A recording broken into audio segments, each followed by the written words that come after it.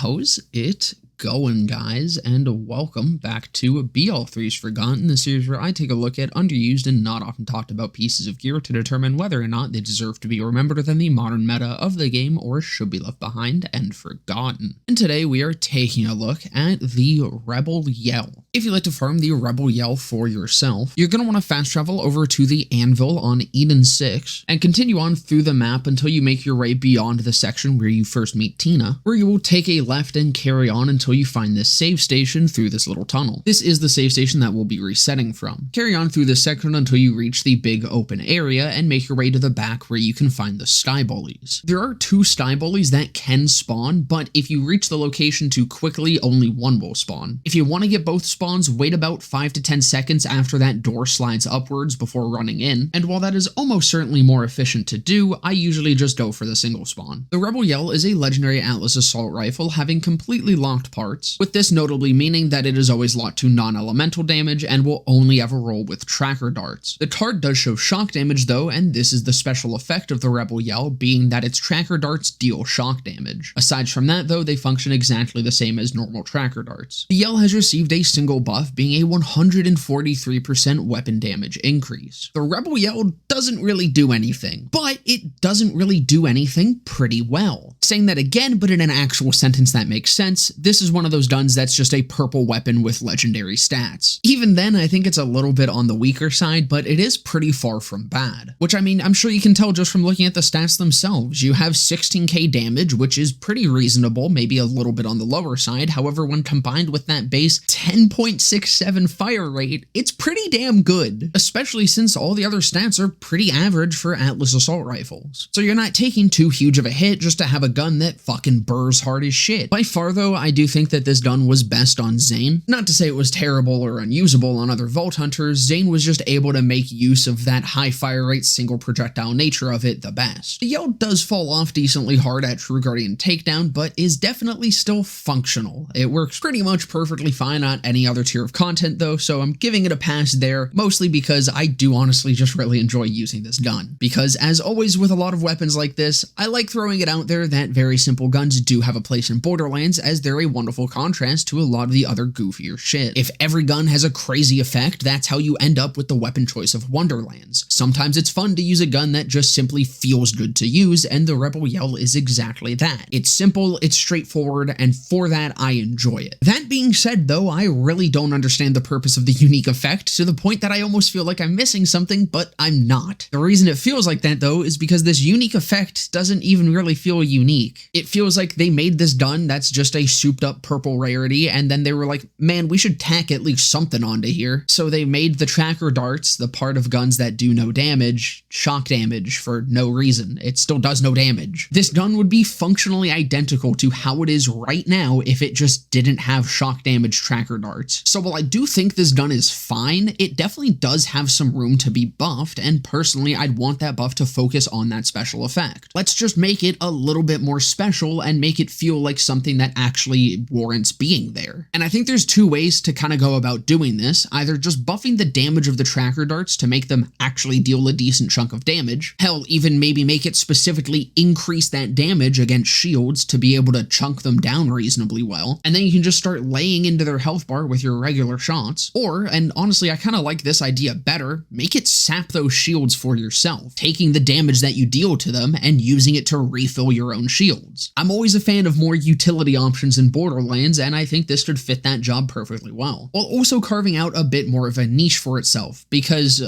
you know what other Atlas assault rifle has only a slightly lower fire rate, higher base damage, deals significantly higher and more consistent shock damage on top of being splash damage, and can also summon a drone of itself?